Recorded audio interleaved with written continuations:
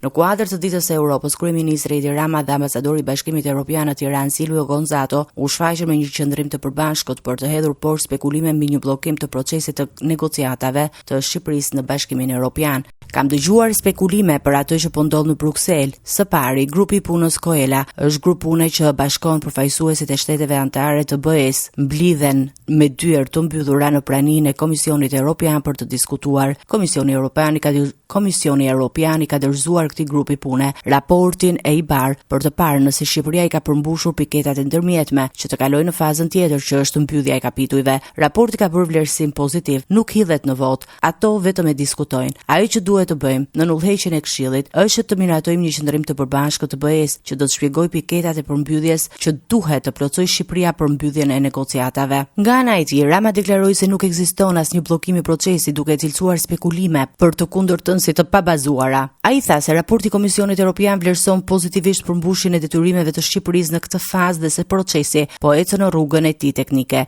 Komisioni Evropian i konsideron të përmbushura detyrat e Shqipërisë për këtë fazë dhe për të ashtu quajturat piketat të ndërmjetme. Dhe tani është komisioni që po diskuton me shtetet anëtare. Dhe të thuash këtu u bllokua nga X-i apo nga Y-i është të shesësh ajër. Dhe kush beson se ajri blihet, e blen. Garancit është njësoj si të thuash kur shkon në një luftë, çfarë garancish ke që do ta fitosh luftën. Lufta fitohet duke luftuar, një ndeshje fitohet duke u stërvitur dhe duke bërë gjitha detyrat gjatë 90 minutave, një përpjekje çfarëdo fitohet duke u përpjekur. Nuk ka një garanci të shkruar që unë doja dal që në 5 vjet të marr diplomën e universitetit pavarësisht se sa unë do përpiqem për ta marrë. Jo, ti e ke aty mundësinë, por duhet përpiqesh. Dhe ne e kemi të shkruar. Si Rama ashtu edhe Gonzato vun theksin të rëndësia e reformave duke nënvizuar se procesi i integrimit evropian bazohet në forcimin e shtetit të së drejtës,